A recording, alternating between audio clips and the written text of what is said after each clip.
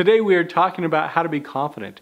If there is one character trait that you would love to have in your life, wouldn't it be confidence? How is it we can do some amazing and sometimes unexplainable things, like heal our own bodies by the power of our thoughts? Mother's intuition, the law of attraction. Can we really tap into our subconscious mind? Can we really create our own realities? It begs the question, are we novice gods? Hey, good to see you. Thank you so much for joining. We are talking today about confidence, how to be confident. Now, I got to tell you, this is hugely funny that I would even dream of teaching confidence, especially where I started. And I share this with you so that you can think about where you're at right now and kind of what you're going through and realize you don't have to stay where you're at.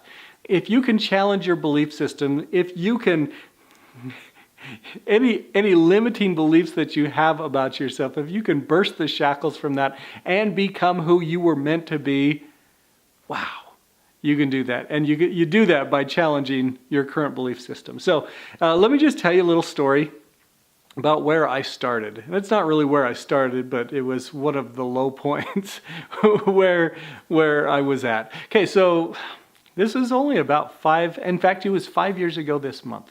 5 years ago this month, I went to a conference in Las Vegas. It was called CEO Space. Had all these super successful CEOs there, and I was sort of the CEO of my film company and was growing into some other things, but I certainly didn't feel confident or comfortable being there. Felt very nervous. In fact, I went there, I brought 3 sport jackets, and it was a week-long conference. And I was so nervous being there. So much of it was about personal development. And I knew that that was something that I needed, that I wanted in my life, and that I wanted to be a part of, but I didn't know how to do it. And I went and I saw all these amazing speakers up on stage, and there was something inside of me that said, you need to be doing this. And it scared me, terrified me so much that just being in the room with these ultra successful, ultra confident, ultra competent people, I sweat. It was like Niagara Falls. And I sweat through my t-shirt, through my dress shirt. I sweat through my sport coat, all 3 of them. I was just so nervous being in the same room with these tremendous people and feeling this gap between where I was and where I wanted to be. Okay, so fast forward 5 years, here we are. I'm talking to you about confidence. Isn't that funny? I think it's funny. Okay, so I want to share with you three tips for how to build confidence in your life. And the first thing, actually before we even get to these things, I got to talk about your belief. Your belief is everything. And if you start out with this belief that it's an all or nothing, or that you either have it or you don't, those are beliefs that we kind of get ingrained in us in society. And they are not true beliefs. They certainly don't serve us well. And I say that they're not true beliefs because I used to believe that. And here I am on camera talking about confidence. So anyway, something has changed. So obviously there's room for this to be different. So wherever you are in your life, if you believe that you either have confidence or you don't, or that you're born with it or you're not, and that you may be on the negative end of that to where you don't have confidence, you were not gifted with it, I want you to take those negative false beliefs aside and just throw them in the trash and say, no, we're going to start out with something new today. And I want you to change your beliefs and allow new ideas to kind of percolate in, and try them on like a sweatshirt or something like that. And if it feels good, hold on to it and stick with that. But that's the first thing, is to believe that it's possible for you to change, that you don't either have to have it or not, but that you can actually grow and increase your confidence. Okay, so anyway, that's just kind of a foundational thing, but it ties into the first skill, the first idea, which is to believe.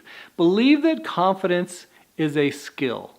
Now, if you can embrace this idea, with any skill, you can improve on it. Whether it's cooking, whether it's dribbling a basketball between your legs, whether it's playing the violin or the guitar or the piano, these skills get better as you practice them. So if you can believe that confidence is a skill, that means that there are exercises that you could do. There are things that you can do to increase your confidence. So anyway, kind of try that belief on and feel how that feels. Now, another thing that I want to share with it, I just want to share a little story that happened to my daughter years ago. She was actually back there on that piano, and she had a recital to do that day, and she had not done very well with her practicing. Okay?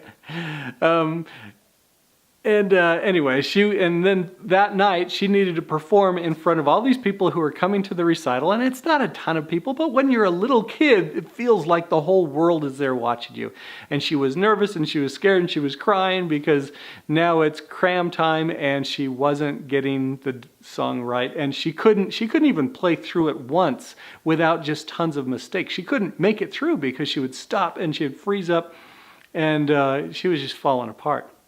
Well, I thought, I'm gonna take some of the stuff that I've learned in positive psychology and I'm gonna see if it works for her. And so I sat down with her and I asked her about her accomplishments. I asked her what she was good at. She was good at soccer and she could catch anything that was thrown at her. And we just went through all of these things that she was good at. And as she started to think about that, her confidence level grew. We weren't even talking about the piano. We weren't even in the neighborhood of the piano. We're talking sports. But as we did that, her confidence level grew. And then I said, do you mind playing through that song for me one more time? And I sat there on the bench with her and she played through the entire song beautifully. What was different? What was different was that she spent time to boost her confidence and to think about the successes that she had in life. And when she was focused on that, when she believed in herself in those respects, she could believe in new respects, believe that she could get good at the piano. And anyway, I share that with you because I want you to know that confidence is not a fixed thing. And it's not a universal thing. You can have confidence in one area and not in another, but you can also grow it because confidence is a skill. Now, the next thing to share with you is that, as with any skill, the more you practice, the better you get good at it. So here are some things that you can do to practice your confidence. Eye contact. Make sure you keep your eyes really big and just stare them down. Okay, I'm kidding about that. But eye contact is this beautiful thing because it connects us. It connects souls together. And you have the opportunity to have great eye contact with people. And you can practice it. Again, you don't want to stare at them. You want to look away enough so that they don't become nervous. But generally, people don't look at other people enough. And if you pay attention to what color their eyes are, then you can do different things like that. But you can really start to really kind of be there. And that's kind of the next thing, is to be fully present. When you're with somebody, if you will practice being fully present and not thinking about all the homework that you have to do, or the assignment, or the mowing the lawn or shoveling the walk, or the other things that are going on in your life, and you're not focused on where you're at right now and who you're with right now, those can be distractions. But if you can focus and be fully present, that's going to boost your confidence, because what's going on is you are feeling congruent with who you are. You're feeling in alignment with yourself. And it makes a huge difference. Posture is a great thing. To stand up straight or sit up straight, kind of feel like there's a string right from the top of your head pulling you up. When you have good posture, it increases your confidence. These are things that you can do to practice. You can smile. You don't have to wait for something good to happen to you. You can smile right now. And not only will it boost your confidence, but your brain can't tell what's causing the happy feelings, and so it actually releases a lot of the chemicals that help us feel happy. Anyway, these are just some great things. You can have good body language. You can show that you are genuinely interested in people. When you start doing these things and practice them repeatedly over and over again with whoever you're with, you can boost your confidence. And when you boost your confidence in small ways, then you can boost them in medium ways and eventually in large ways. So anyway, I just wanted to share that with you, that boosting your confidence is definitely a skill and something that you can do. Now, the third thing is to live as though. Now, you can call this fake it till you make it, but it is really living with an eye of faith. That who you want to become, who you are looking to be, you can believe that you are that person now. It's not so much fake it till you make it, but fake it until you become it.